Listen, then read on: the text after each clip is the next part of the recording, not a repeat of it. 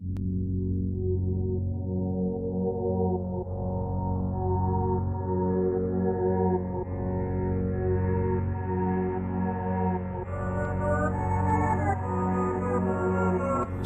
flow, Minister BT on the track.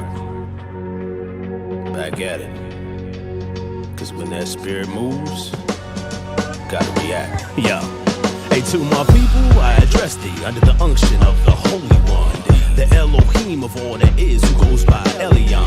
Yahuwah surveyeth, under he do I prayeth, to do as he saith. I'll be about that word, you feel me? All praises. I continue to exhort my brethren that they receiving blessings from learning plenty lessons. Be off the herbal essence from all of life's oppression, battling thoughts of dark depression, false confessions, feeling suppression, courts in session. Ask the question, how long will my life continue to be this way? I cried real tears when my mama sang a better day. Just hold on is what my pastor used to say. But if that's all that it takes, then why my people continue to go astray? The church is barely breathing, like when we see policing. Violence on blacks increasing, seems like we all deceasing. Perversity is pleasing, greediness got us all obese. And the LGBTQRSTXY, man, you see what I'm saying? When you've done all you can, but your faith is low. When you tried everything, but got nowhere to go. Just hold your head up, cause we in the final hour. Like Elijah on the mount, call down the power. When you fed up with the demons and the games they play, when you're losing your cool and need to make a way, look at the devil in the face and make him cower. Like Moses at the sea, call down the power. You see, power is a dangerous thing unless it is handled carefully. It would be foolish on God's part to give just anybody power. You've got to qualify for it.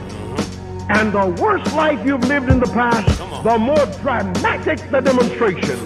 But when God changes a real bad one, that one becomes the greatest witness of all. Yo. I'm pot committed like Vegas. You know your pastor can't say this. True man and y'all ain't no faking. This spew you out like you bacon. My people dropping like flies cause of that lack of true knowledge. Y'all wisdom open my eyes, clear my ears of the block. My mustard seed like a mountain. He got my praise like a fountain. When that Ruach get to moving, like DC Go-Go I'm grooving. To get where I'm at took years, through all the pain and the tears. But they got lost in my beard, just like I got lost in my fear. I don't be rocking with pride, try to stay off the humble, but sometimes I don't listen. Like when these new rappers mumble, I get sparked and the demons get to shaking like the earth when it's quaking. Cause I be praying, fasting, meditating. Y'all got you open, so listen. We breaking you out the prison of the lies that were disguised as religious proposition. My mind is sharp like a sword, the strongest pawn on the board. The name of Yah, not the Lord. Now do we have an accord? And when you feeling stressed, feel the weight of the pressure. When the enemy floods you with BS you can't measure. Raise your standard up, stand tall just like a tower. Just like Daniel in the den, call down the power. When you look at the world and all you see is the trouble, and this illusion of peace about to bust like a bubble. Just remember that the devil gon' be sour. Look in the mirror and repeat, we got the power.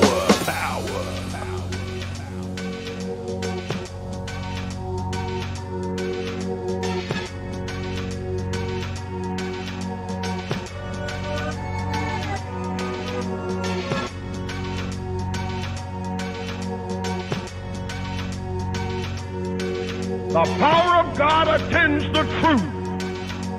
The power of God does not attend error. Hey, welcome. This is Real Talk 101, Devil Exposed here on a Sunday afternoon, 2 to 4 p.m. My name is Mr. Brad Trammell, and I am in the building today as your host. Mr. Orlando Boyd is out today. Keep him in prayer. He's going through a little something on the physical side.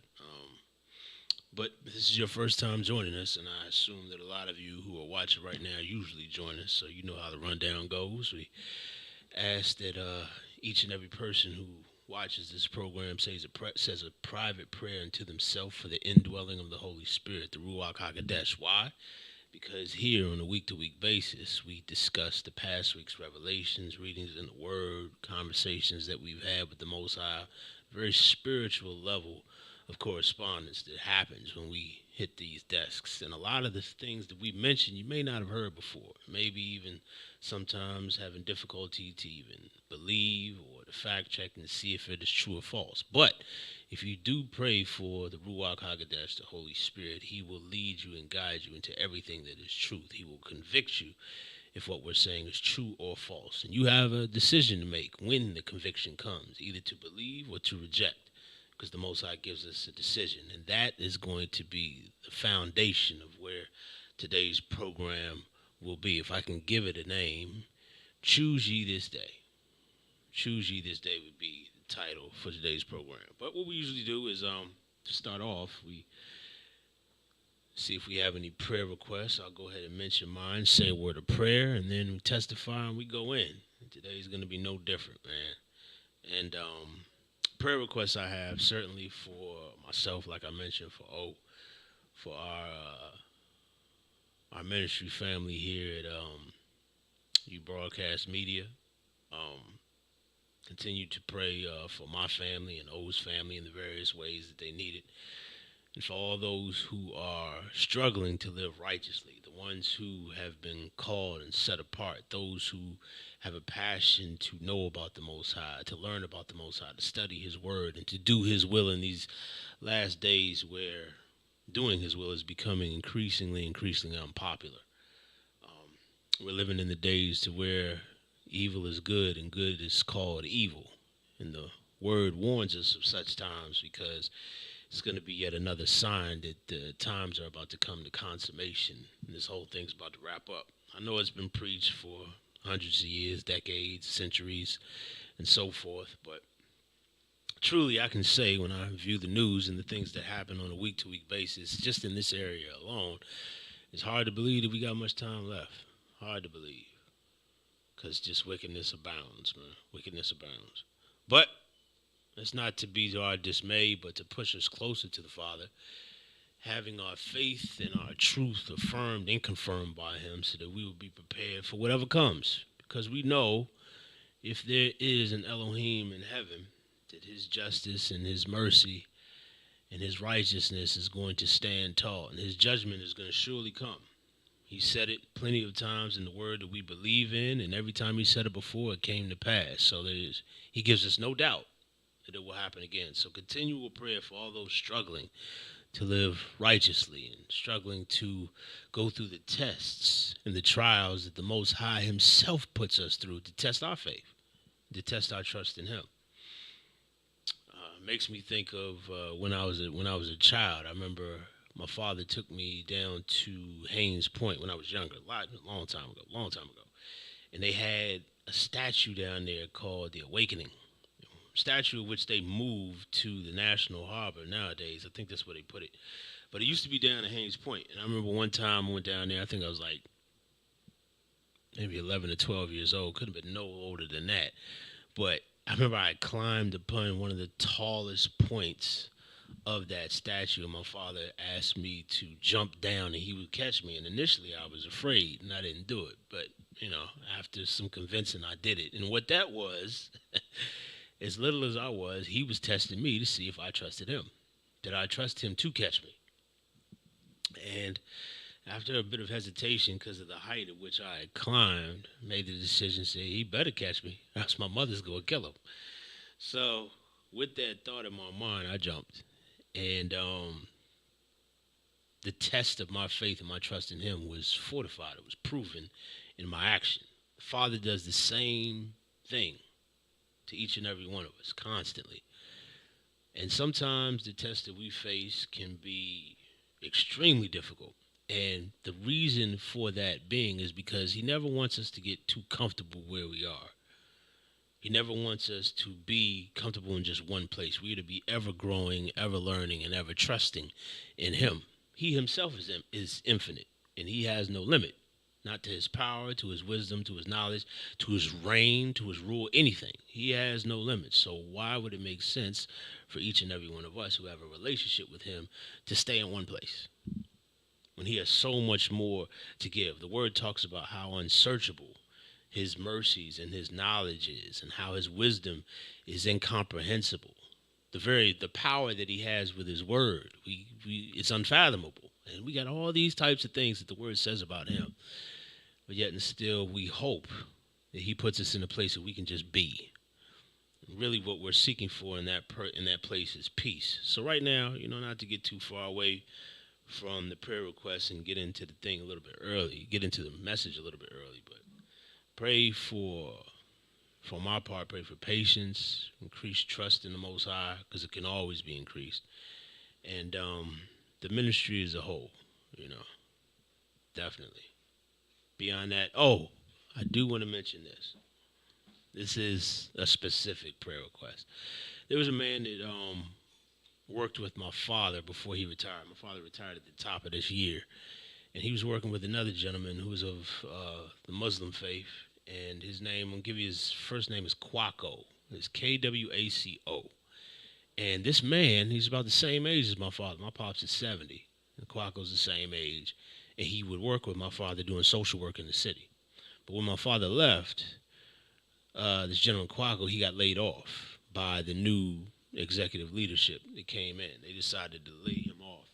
And Kwaco had a couple of ventures, financially lucrative ventures that were going on at the same time in his life, which my father helped him with. And he benefited from greatly. But as things would have it, life hit upon this brother really, really hard, to the point where he started indulging in some substances that, are quite addictive. Not going to go into it. If the Ruach gives you wisdom as to what I'm speaking about, then so be it. But pray for this brother Kwaco. He lost his wife, I'm not sure how long ago, so he lives by himself. And the circle, I guess the people who are around him are not the best, And it led him to jump back into this habit, which at least for some time he had conquered. But as things would have it, the devil always knows what our weakness is, and he is relentless.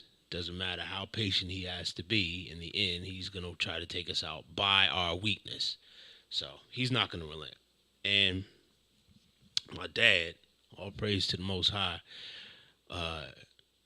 he was contacted by Kwaco, and he asked for help. Kwaco asked my father for help. My father went to go help him, pray for him, help him any way he could. But he was just like, man, just keep him in prayer because he's struggling. I don't know what he's going to do when I'm not around.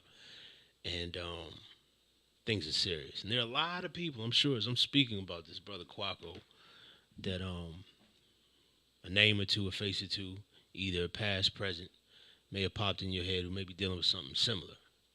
And these things are serious, especially when they are in circles to which we're associated. And whenever we are called to give a helping hand or to be of some assistance to someone who is struggling, we should always look at those challenges as opportunities to glorify the kingdom and to glorify the King of the kingdom, our Father in heaven, Elohim. Because whenever we can show our sisters and our brothers compassion, the heart of the Father, the mind of the Father, the words, the actions of the Father, whenever we can do that, the word says we cover a multitude of sins. Now, multitude, last time I checked, was a lot. So if we're covering that just by simply helping, giving people what they need, especially the word mentions a lot about helping those who are misfortunate, those who are destitute, the ones who we would consider homeless, or maybe dealing with certain issues that we haven't dealt with. Also, it says to look after the fatherless and the widows. These things, the word says, do as frequently, as often as you can.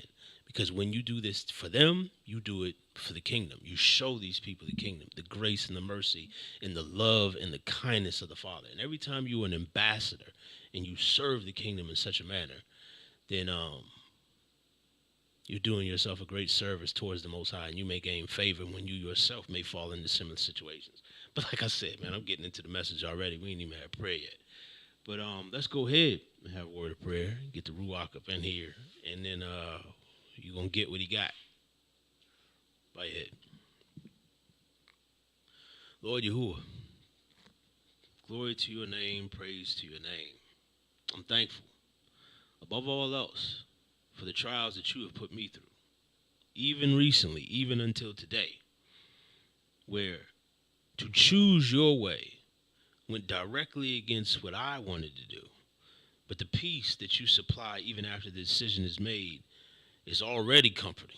And I already know in my soul that I have chosen correctly. And I pray for my brothers and sisters who are out there who are struggling to make those types of decisions too. And even to possess the knowledge to recognize certain tests in our life to where we can choose good and evil. Even that's a blessing. Because those who have not known you and do not know you, they go about their own way, not considering what is right or what is wrong. What is your will and what isn't? They don't consider these things, for you haven't brought it to their mind, and they just do as they please. It's like one of the devil's chief commandments, do as thou wilt. He wouldn't have us consider what you would have for us or consider your way.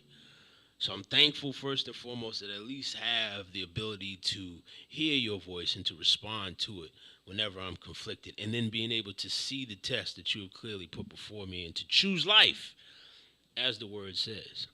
I sincerely pray for all of my brothers and sisters, whether I know them or if I don't, who are dealing with similar situations in life, because truly we are living towards the latter end of time, the last days. It's been said for so long, people tired of hearing it. I used to get tired of hearing it. Book of Revelation, Daniel, last days. When is this going to be here? Man, we here.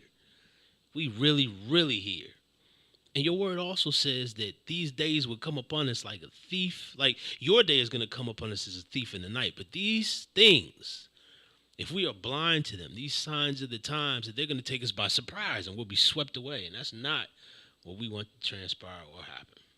So I pray, Father, I pray for whatever way you can reach us to do so, to shake us up. And sometimes it's a little rough because we go through some things that which we wish we didn't have to deal with, but it's the only way that you can reach us. And you know exactly what to do to get our attention, each and every one of us. So if it's necessary so that we can start to formulate or to repent more first and foremost of the things that we have done, Father, please reach us. Please get a hold of us. Please talk to us. Put your hand upon us so that we can take your hand and be led into safety. I thank you personally for the blood of your son, Yahushua HaMashiach, who died for my sins and gave me this audience right here, right now. And for his sake, I pray this prayer. I pray that you be with O and his physical ailment that he's dealing with today. I pray that you give him ease and take away the pain and give him soothing as he needs it. I lift up the rest of the ministry family, Angie and Jen. They're going to be joining us at the desk again very soon. I pray you be with both of them. Pray that you be with Marcus and the rest of the engineering staff that works here at the studio, and Brother Denzel, who runs the studio, and his partnership. I pray that you continue to bless so that these messages, which are, your messages, we're just vessels. Myself and Orlando, we're just messengers. I pray that they reach the ears that they're supposed to reach and reach the eyes that are supposed to see them. No matter what format, Father, I pray that your gospel is carried out so that in the end, when we don't know what we've done, whether it's been good or evil, when we stand before you and we hear well done, that we'll be able to see the treasures that we have laid up in the kingdom where neither moth nor rat doth corrupt. Or rust, doth corrupt. Thank you for the opportunity for prayer. I pray that you continue to reveal to your people what the truth is and wake them up in your timing. We look forward to your liberation. We look forward to what you are going to do in these last days to make your name known again in the whole world. Thank you for hearing and answering your servant's prayer. Please send your holy Ruach to use me as you see fit. In the name of your son, Yahushua, I pray. Amen.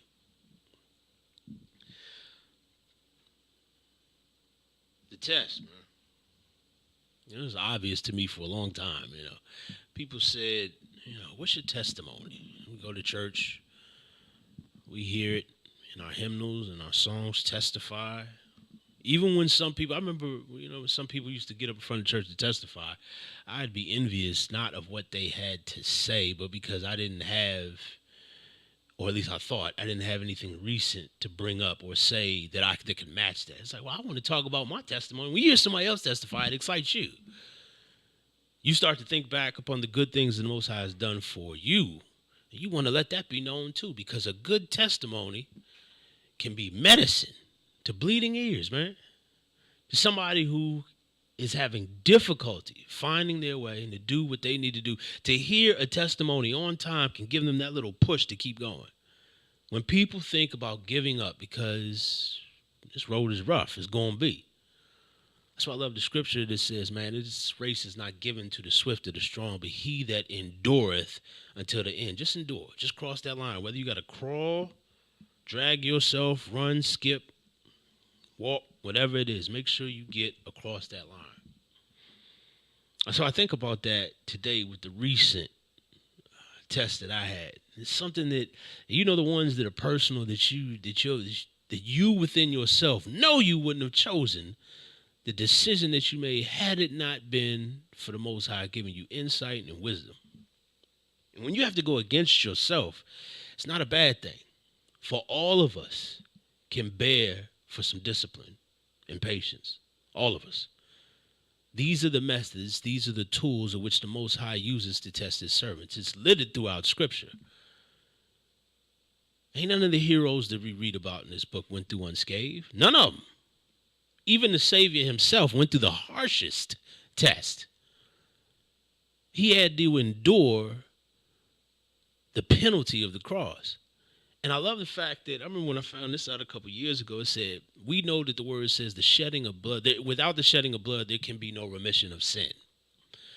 Christ, Yahusha, the Hamashiach, when he was in the garden, having that prayer with his Father, because the test was so heavy on his shoulders and the demons were surrounding him and the enemy was right there over his shoulder, saying, man, you ain't got to do this. During that whole process, he was stressing so hard that said he was sweating and his sweat became blood, meaning he shed it just because of the stress and the weight that was on him.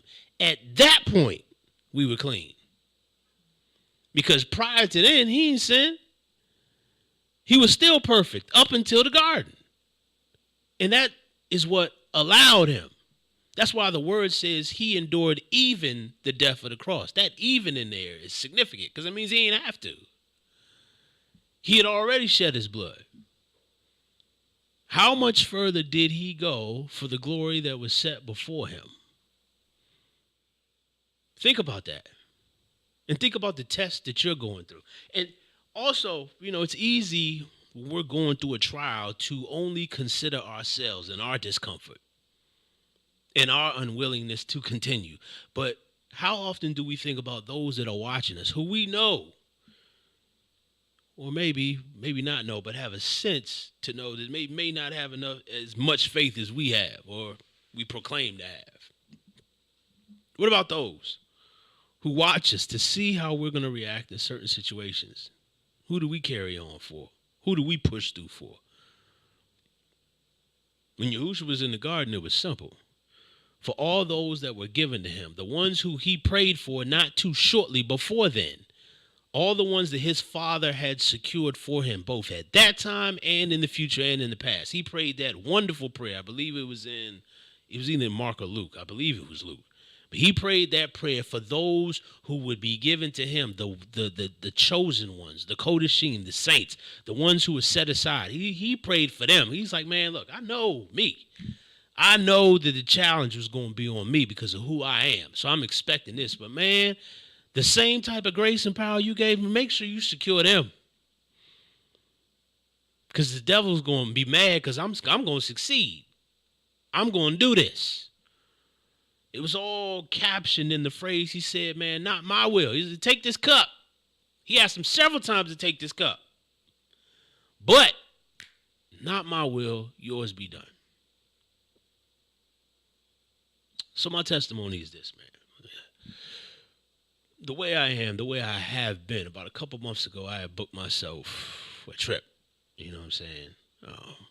Being able to escape the environment that I find myself in on a regular basis is not only liberating, but it's calming for me, no matter where I go.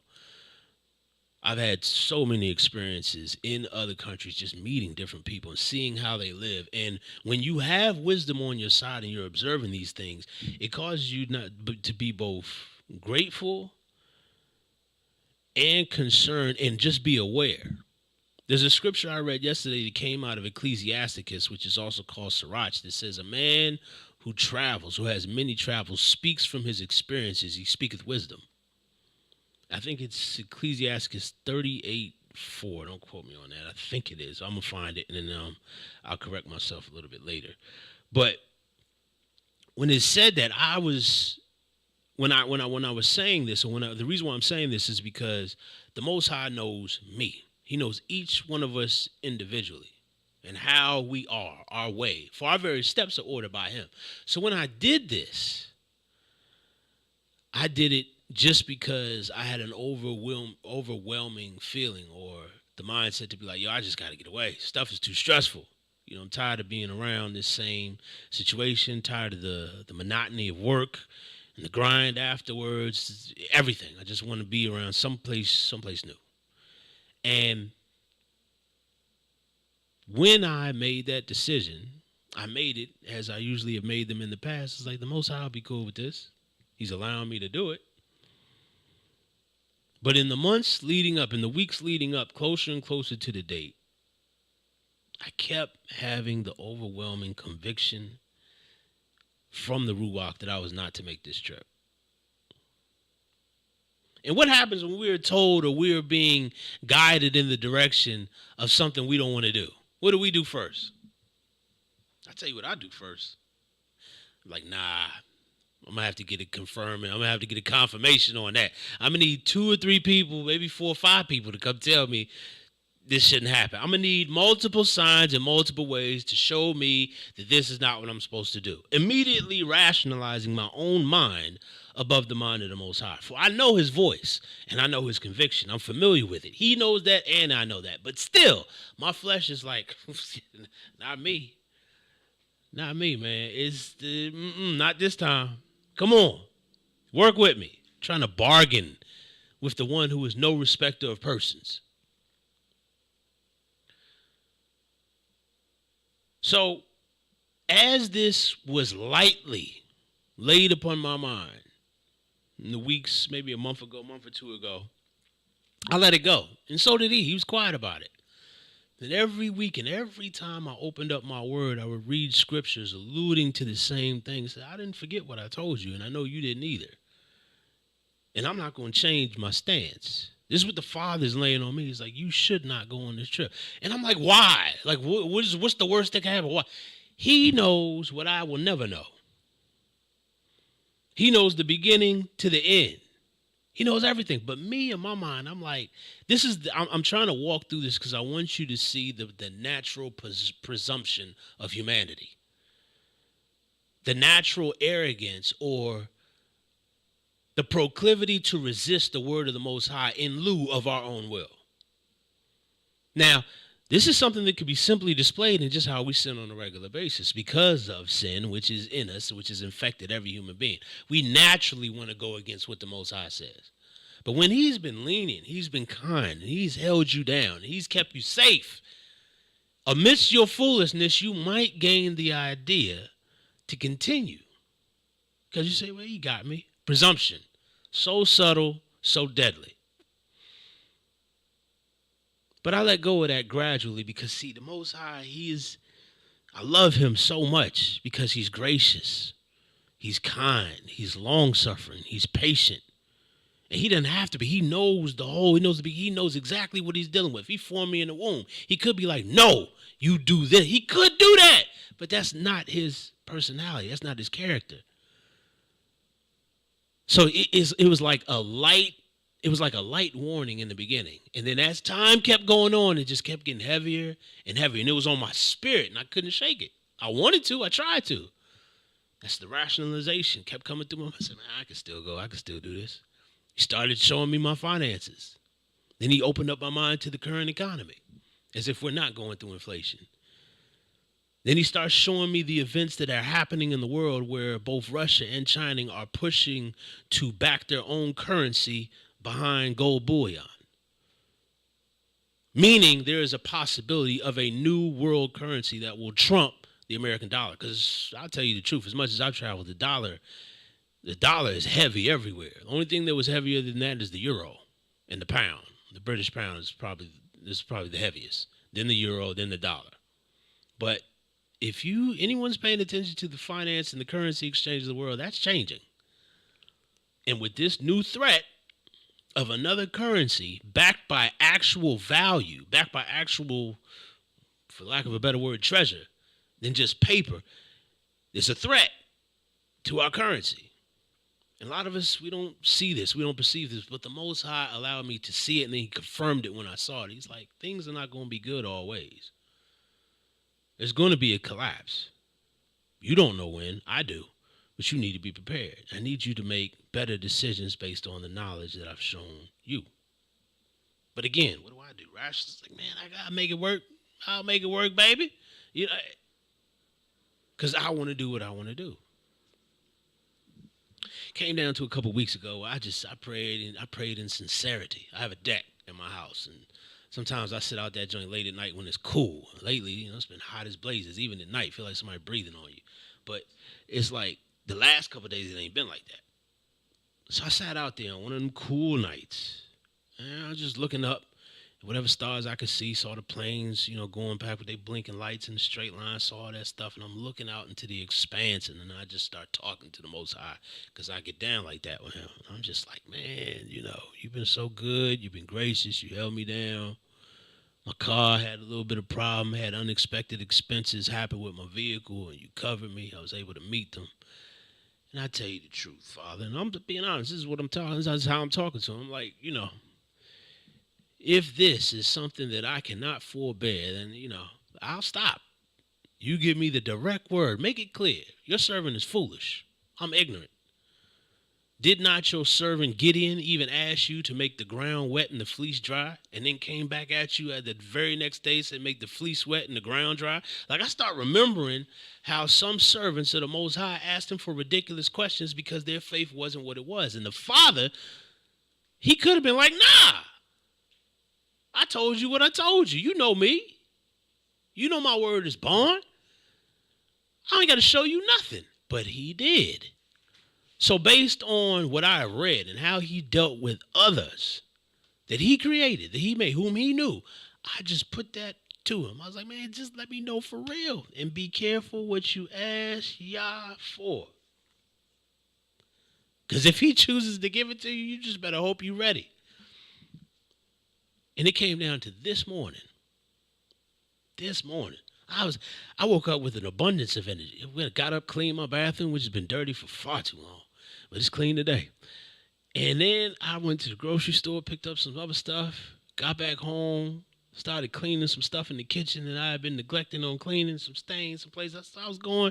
Then when I finally sat down, the Most I was like, why don't you just open the word up? Off the humble. And I opened into the book of Ecclesiasticus, the book of Sirach.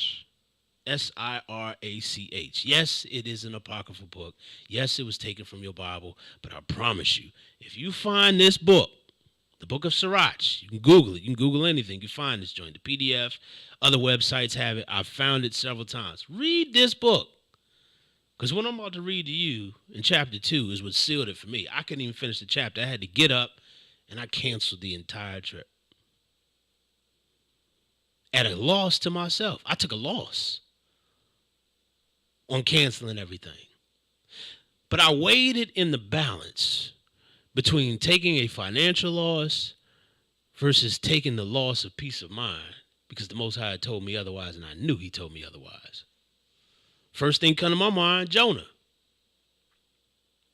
Jonah took a big loss because he tried to run from the Most High on the earth that he created.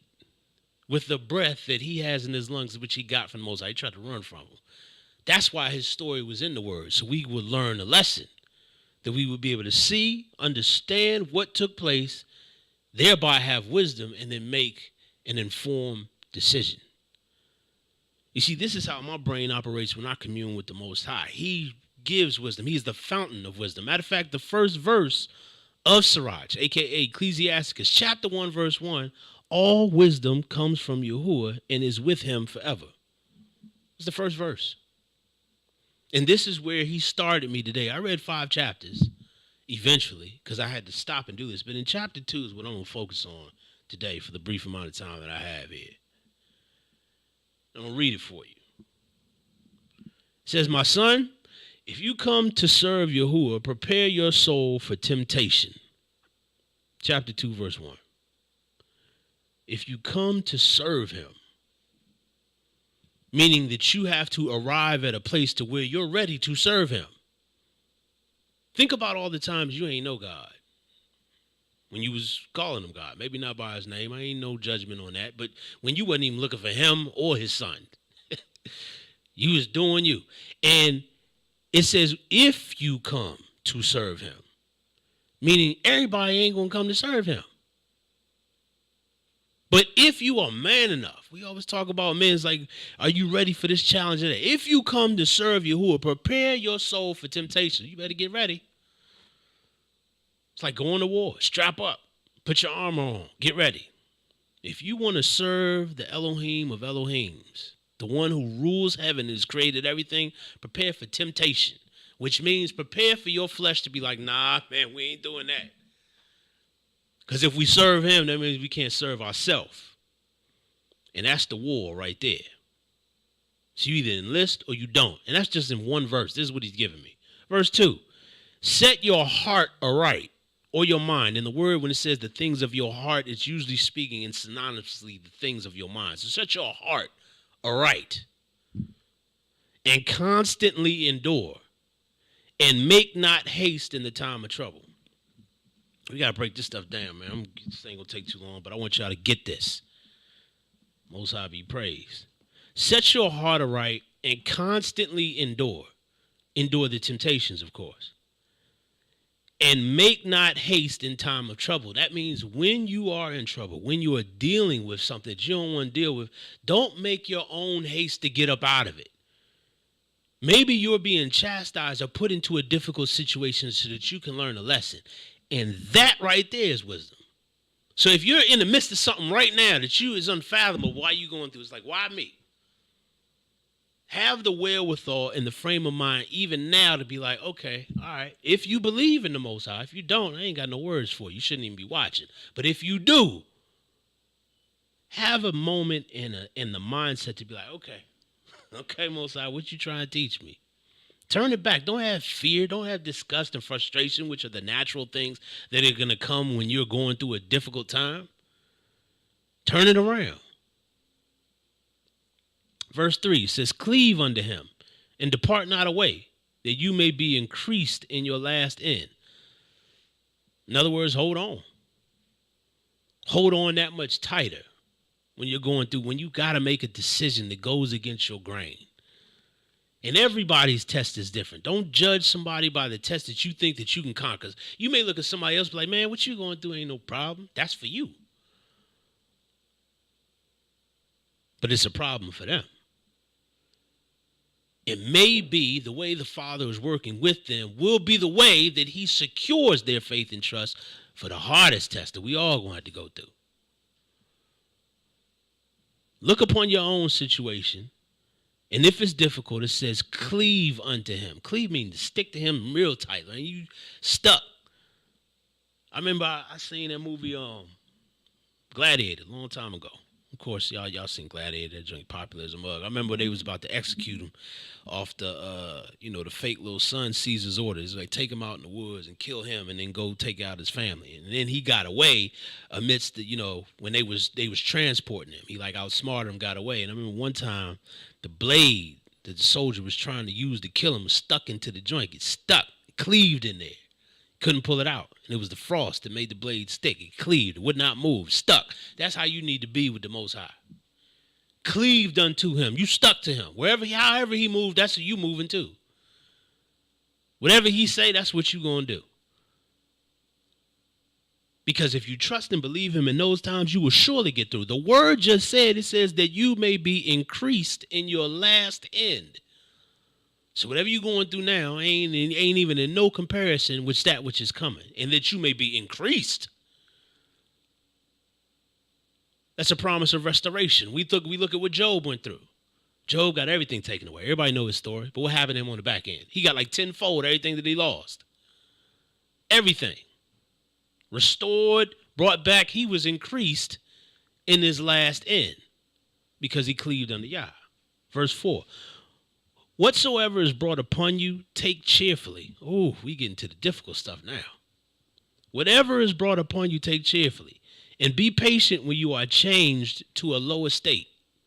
Y'all need to read this book, fam. I'm telling you, Ruach, it's going to give you a lot of raw, good word, especially for the men. I know men, we like that correction. We want to know exactly what the joint is. No shade on my women, but I know as a man, I was like, I can appreciate this good, hard word that I got to steer myself to. Because if a man has no discipline, he's just like a child. He has no patience. He has no wherewithal to bear, to forbear. He might as well be like a little boy. He ain't a man. So I appreciate this word. This joint says, whatsoever is brought upon you, take cheerfully, and be patient when you are changed to a lower state. For gold is tried in the fire, and acceptable men in the furnace of adversity. Believe in him, and he will help you. Order your way aright, and trust him. Ye that fear Yahuwah, wait for his mercy, and go not aside, lest he fall. Ye that fear Yahuwah, believe him, and your reward shall not fail. This sounds a lot like John chapter 1. Getting a lot of synonymous messages from this. Wait on Yahuwah. Fear Yahuwah. Wait on his mercy. Stick with him no matter what. Verse 9. Let's continue. Ye that fear Yahuwah, hope for good and for everlasting joy and mercy. And see, I want to pause right there because, man, when it says wait, how many times have we sat somewhere and heard some ministerial message, some spiritual message says, wait on the Lord. It's difficult to do so because we get impatient. Especially when while we're waiting, we see other people getting blessed. They ain't nothing like getting you frustrated and impatient in that. You see people getting passed up by you left and right. It's like, man, when is my blessing coming? Striving with the Most High. But this thing says, don't just wait and stay in his mercy, but it says hope for good and for everlasting joy and mercy. Let me put that into perspective. No matter what result you may be waiting on right here, right now, on this plane, during this temporary period, hope for the everlasting joy and mercy of the end, when you are counted amongst the Kodashim, or the saints, the ones who made it. Hope for that joy and glory, because that's surely coming. Whenever it arrives, hope for that. Impatience during these minor temporary trials can take you out the game early. And that's why the Most High has so many tests for you, to get you there, to prepare you for this everlasting joy and mercy. So hope for that while you wait. This all comes with the insight of knowing that you are in a test, having that wisdom to wait upon Yah and then ask him, like, yo, what's going on? Because when you change your perspective, you no longer look at it as, oh, man, why is this always happening to me? Here's another thing I got to take care of. Here's another expense. This is something else negative. I wish it didn't happen. Yada, yada, yada. Complain, murmur. And we know that the Most High don't bang with that. Our ancestors, when they left Egypt, Mitzrayim, that's what they did. Murmur and complain. Never satisfied. Most High hated it. He even got to the point he told Moses, y'all know the story. He's like, man, go, you save your people. They your people. You brought them out. I ain't do nothing, apparently, because they keep murmuring and complaining against me. Always beware of when you murmur and complain, because even if you do it in your heart, he knows and he sees and he hears. That's why just a couple verses 4, it says, man, whatever comes up on you, take it in cheerfulness. How do you do that? Whether whatever befalls me is good or bad, I know one thing, that the Most High knew it was going to come. If I thought it caught him by surprise, then it should catch me by surprise. And I should be able to react however I want, because I don't believe that he knew about it. But when you know the Creator, and you got a relationship with him and you serve him, and he knows you and you know him, then whatever transpires in your life, whether it be good or bad, you be like, ain't nothing. Ain't nothing. Yeah, okay, yeah, I see. Okay. All right. How you going to turn this around? Your mind has to shift into that position. You'd be like, all right. Okay. Test me, huh? My mindset has turned into the point, and the Most High knows this. My mindset has turned to the point, it's like, all right, Let's see how big I can get into, how much I can glorify the kingdom off this. Because I already done read about heroes and people who've done marvelous things. I'm reading this word and I'm envious of brothers who had angels sent unto them. You had an angel sent unto you? I ain't had one sent unto me. People who have actually seen the miraculous blessings of the Most High with their own eyes. A lot of us have. I'm not discounting any of that. But I'm talking about the stories in which we read out of this word. How did they muster up the courage? How did they take calamity and trial? Did they take it cheerfully? Job, with his probably one of his most famous lines, says, Yah giveth and Yah taketh away. That embodies what I just read. It is what it is, man. He knew. I'm comfortable with him. That's what Job meant by that. That's what we all have to adopt, and you got to put that into practice. You don't just have that mindset overnight. You have to be tried. What was the first verse that I read from this chapter? If you come to serve Yahuwah, prepare yourself for temptation. Verse 10. Look at the generations of old and see, did ever any trust in Yahuwah and was confounded? Or did any abide in his fear and was forsaken? Or whom did he ever despise that called upon him? 3 pertinent questions. This is where our testimonies come from. And some of us, so be it, are blessed enough to have these type of testimonies in our own family. Now, we have the word. We have the patriarchs and the matriarchs of the word.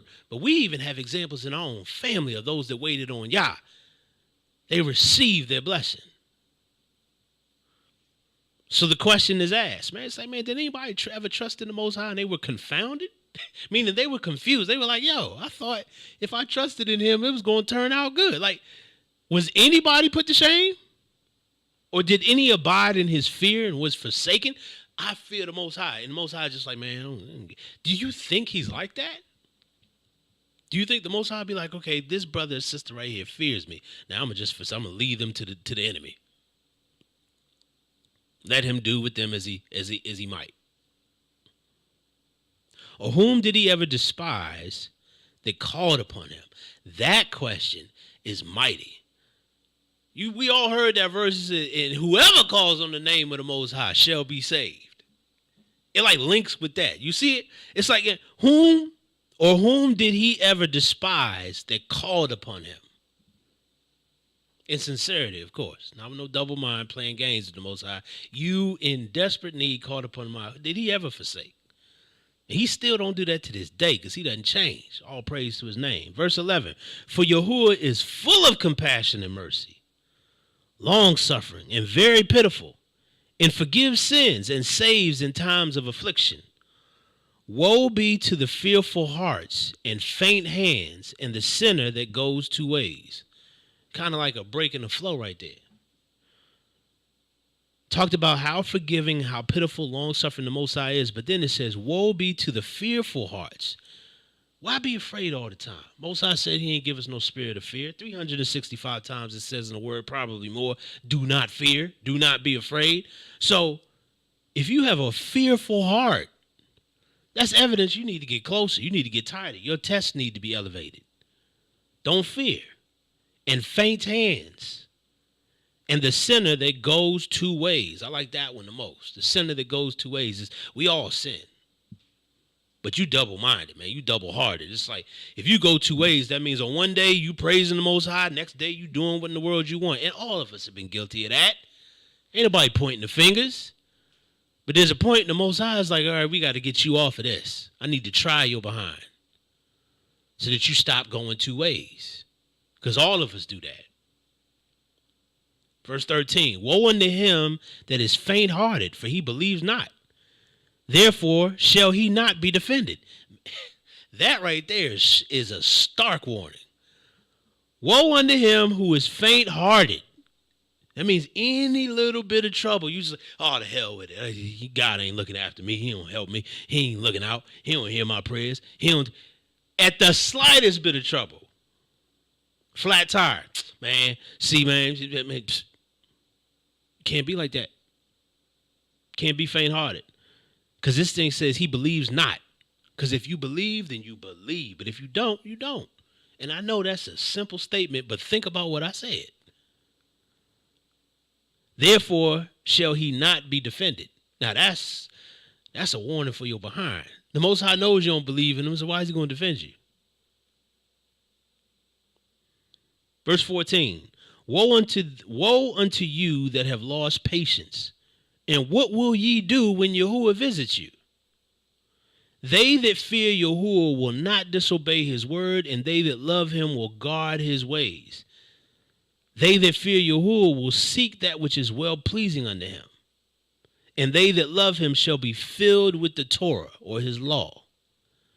They that fear Yahuwah will prepare their hearts and humble their souls in his sight, saying, we will fall into the hands of Yahuwah and not into the hands of men. For as his majesty is, so is his mercy. And I want to testify on those last couple verses because, I'll be honest with y'all, I still want to go on a trip that's already canceled. But my mindset was not prepared. When I sat and I contemplated on the decision that I made, my mindset was not prepared to do what I wanted to do, minus the peace that Yahuwah gives when you are in his will. When you knowingly go aside from it, or he directly told you not to do something, you do it anyway, it's presumption to be like, well, I'm going to go ahead and do it. He going to have to protect me and keep me going so I can repent later. That right there, as crazy and as disrespectful as that sounds, we do it in a minor degree in so many other facets and ways. But that's why the test and the trial is placed there. So we'll be weaned off of that way of thinking, weaned off of that way of acting, and learn to trust him and believe him. Next time we have Women in the Word, it's going to be a program that's entitled The Miraculous. And there are plenty of miracles that I could pull from in the Word that resonate with me. But one that's coming to me right now is them three Hebrew boys. Shadrach, Meshach, and Abednego, Azariah, Hananiah, and Meshach. I can't remember that third brother's name. I know it's in here because he actually prayed a prayer. Azariah, I think it was the prayer of Azariah. But anyway, I don't want to get too far off that. These brothers were put into a position. Y'all know the story. There was a gigantic golden idol set up before them. And the ruling monarch at that time, Nebuchadnezzar, had ordered that everybody in his kingdom come see the statue. When the music plays, y'all all bow down to it. And these three brothers was like, nah, we ain't doing that. Because we know who we bow down to. We know that statue of gold ain't going to do nothing. Anybody can push it over, and it's going to fall, and it's going to lay there until it's picked back up. Ain't got no life in it, no breath in it, can't do nothing, can't command, can't create, can't do anything. But you talking about bow down to it in obeisance. Nah, we ain't doing that. Now, the penalty for this was also set before them. There was a furnace. Apparently a furnace that could hold people. So it had to be very big if it could do that. And there were flames shooting out of it. So that when the report was given to the king, it's like, man, we got three knuckleheads out there that ain't bowing down. We'll bring them before me and I'm going to give them another chance. And then their response was full of faith. It was full of fear of Yahuwah. They said, we ain't even going to be careful how we answering you. Who is a monarch? You know, usually when you meet people of high standard and high placement in this world, you show them respect. If you met the president or a mayor or somebody like that, somebody in authority, you show some respect. They was like, we ain't even going to be careful how we answer you. We ain't bowing down because we believe that the Most High, who we will bow down to, who we love and serve and trust and have been through trial and tribulation with him. So now we at the point where we just trust him no matter what. We ain't going to fall into your hands. It's like, man, he's able to save us. And even if he don't, oh, that's the word right there. And even if he don't save us, we know this is wrong. That's conviction right there. That's wisdom. That's wisdom. It's like, yo, we in the same situation. It's like, yo, I know. We bowing down to this thing. This is a golden idol. The Torah says don't make no images. And here you go. And you just got a word from our boy not too many chapters ago, and he told you what the idol meant. or what the statue meant in the dream that you had, that you couldn't even remember the dream, nor could your servants or your wise men or your sorcerers or your magicians or your witches, they couldn't even tell you what the dream was or what it meant. And you had to get one of us to tell you. And now you going to try and make, like, come on, fam. No. So this pissed the king off, as we know, a hell of a lot more, because not only is he's receiving the disrespect, but he's receiving it publicly. He didn't take him off to the side, but like, look, why don't y'all bow down? He was there with his captains, with his chiefs, from everybody that came from all over the land to pay homage to this idol. They was all there. So at the event of being so disrespected publicly, he said, heat that fire up 7 times hotter than it is right now. And I don't know even how you measure to do that. Were you throwing like 7 loads of logs or whatever? But whatever happened, the soldiers who was throwing that stuff in, they died. Because when they cast the 3 Hebrew boys into the furnace, it said that do you understand how ridiculous that is? How is it that those who are being pushed forward ahead of you into a furnace, how don't they die before you do? The miracle had already started. And then these brothers is in here, and from what I've read, the Spirit of the Most High came amongst them like a cool whistling wind. So that same temperature to be on my deck these last few evenings, when it be like low 70s, you know, that feel-good weather. It's just warm enough to where you ain't cold, and it's cool enough to where you ain't hot. You know what I'm talking about. It was like that in the furnace. Also, so much so that the ropes and the constraints that they had around their ankles and their hands burned off, and they had no burn marks on their wrists or their ankles. Neither did they smell like smoke. I want you to comprehend the impossibility of this, because the natural law of physics, as we have seen in this world, does not justify that. And that's the capability of the Most High. He can change physics. He could. When I read how he created lightning and made fire and water and combined them at just the right temperatures so that the water does not extinguish the fire and the fire does not dry up the water, and that's how he created lightning. Check out 2nd Enoch if you want to know whether that's true or false. When I read that, then it became clear amongst all the other myriad of evidence that he can do what he wants, whenever he wants. And what we think is standard and law about how things should be in this realm that we're in, which he created, he can change that. I think one author put it, he said, fire forgot its true nature, and water forsook its natural course. Like, that's how it was described. It's like water forgot it was water, and fire forgot it was fire. I was like, hey, what up? And they just came together, and now you got lightning. That's who you better fear when you're going through your trial and your tribulation, and hope for everlasting joy and mercy on the back end. Anything you're dealing with now is temporary. Grace by Yahuwah will keep you, and it will take care of you. His word and his wisdom will save you. Be glad that he even told you. Think about when you ain't hear him at all and did what you wanted to do. Recount the mercy that had to have been stored up for you then. It's with this message even today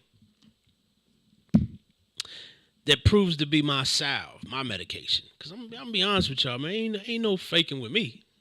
I'm a vessel. I done told y'all that plenty of times. Y'all done seen how it's called real talk. So we going to keep it. I was not happy with the decision I made. But as a man, you got to make hard decisions. And if you haven't had to make one recently, trust me, a hard one is coming. But I tell you what makes it easier. Fearing the Most High. Because no matter how difficult the situation is, if it falls in line with his will and his character and his way, which you should know, reasonable duty. Oh, I can't do what I want? Okay. How many times did Yahusha deny himself? He could have denied himself the cross. He could have been like, you know what? I know you give everybody a choice. You've been holding me down from then till now. And I done blessed a lot of people.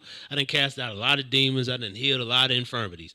And, I feel like that's enough. And you see this little blood right here on my forehead? According to your word, Father, which I know because I was there when you spoke it, this satisfies the consequence. I don't need to do I don't need to do the cross. I'm good. I'm good, baby. I'm good. But because he feared his Father, who he was one with, he said, but you know what? Whew, not my will. Yours be done. And that's a decision we all are going to have to make at some point or another in this life.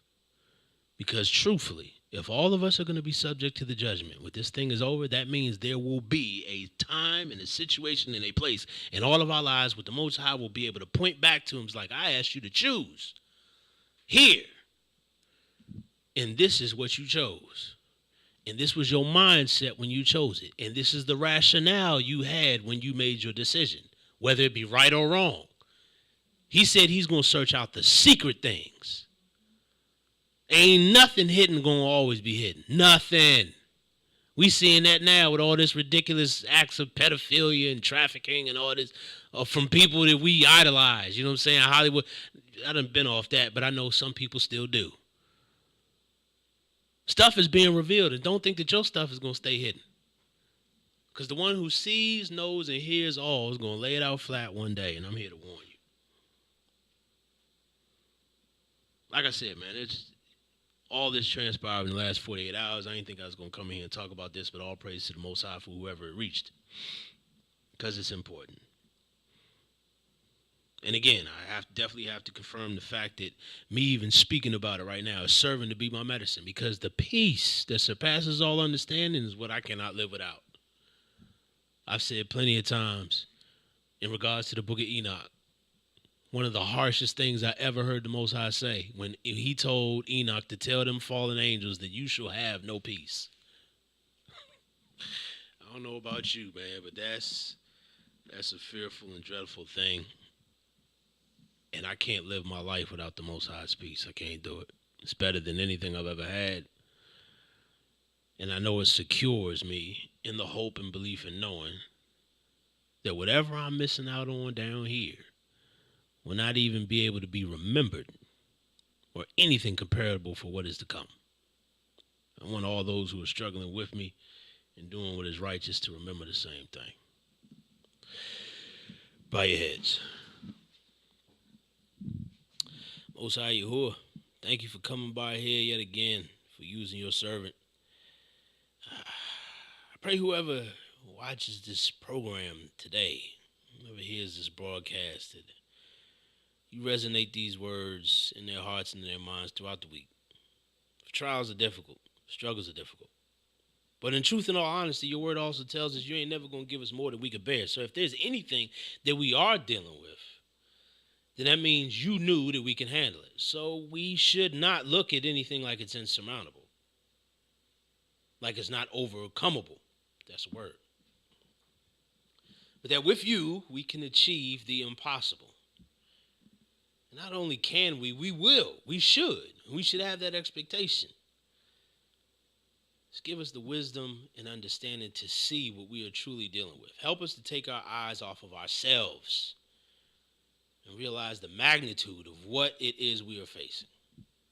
Because a lot of us get lost in it. It's easy to only focus on yourself and what you're dealing with. Let us not be taken out of your grace, your mercy, or your care by foolish decisions. Thank you for your long suffering. Thank you for your mercy. Remember, I read this week that prayer of Manasseh. Manasseh was one of the most wicked kings to ever rule over Judah. And he chose his own way because his father was not like that. He was the opposite. And Manasseh went so deep, he added sin upon sin and calamity upon calamity. He caused the people to go so far into idolatry that they had never gone that distance before. And yet and still, his prayer of repentance is recorded in this book. 1 chapter, 16 verses, and the word says that his prayer was heard. Oh, you hear the sinner's prayer. You hear the transgressor's prayer, and you consider it, and you weigh it. And from the inestimable treasures of your mercies and grace, you pull out forgiveness yet again and say, all right, you got another shot. Thank you for that shot. Thank you for that chance. Thank you for understanding. As you go before me, you know the enemy's pissed. It kind of makes me giggle because he the one mad. I ain't mad no more. So all rage is going to be with him. But I know he's going to try to frustrate me or my folks, my friends, man. I know how he do. He a sucker. Just go ahead and put the straps on that joker in the name of Yahushua. Pray that you be with everybody else who's dealing with this situation. I pray they find what they need from your spirit speaking through me today from this message. I give you thanks and praise forever and forevermore, and anything I've forgotten, don't hold it against me, but meet it according to your incredible knowledge of everything that is. In the name of your son, Yahushua, I pray. Amen. Yo, this has been Real Talk 101. Devil Exposed, Sunday afternoon, 2 to 4 p.m. Till the next time we meet, may Yah bless and keep you. And never forget to seek truth and not the traditions of men.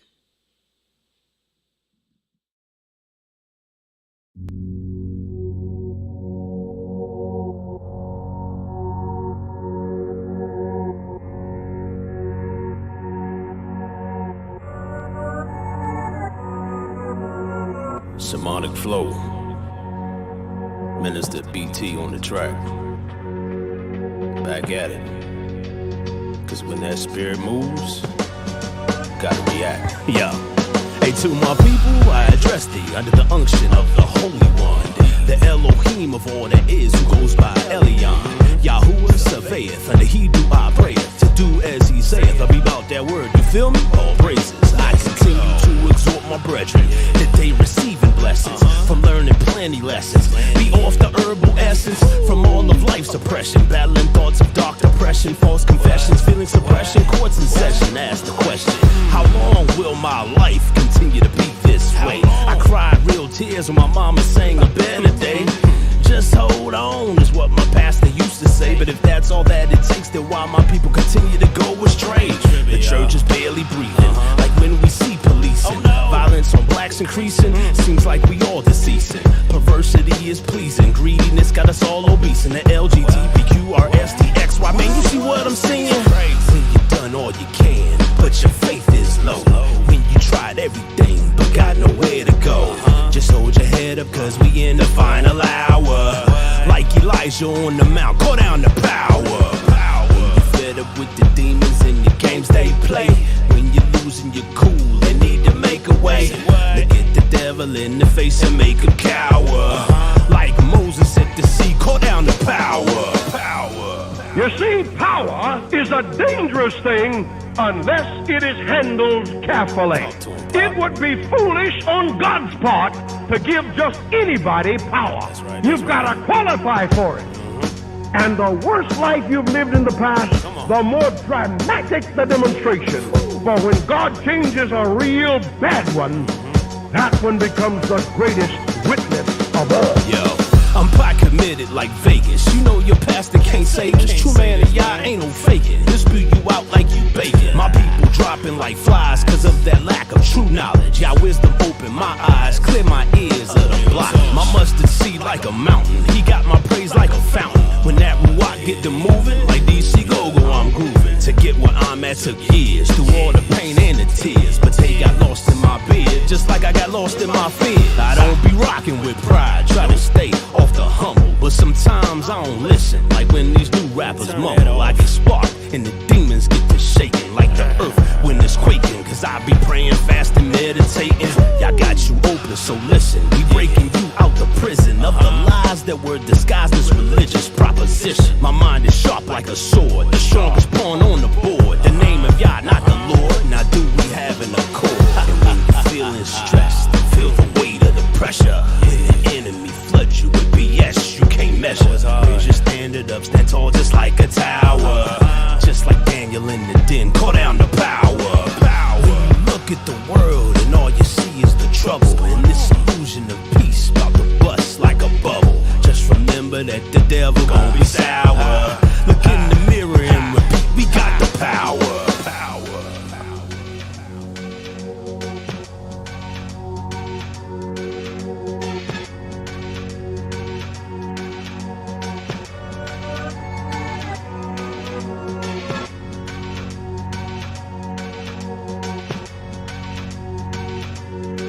The power of God attends the truth. The power of God does not attend error.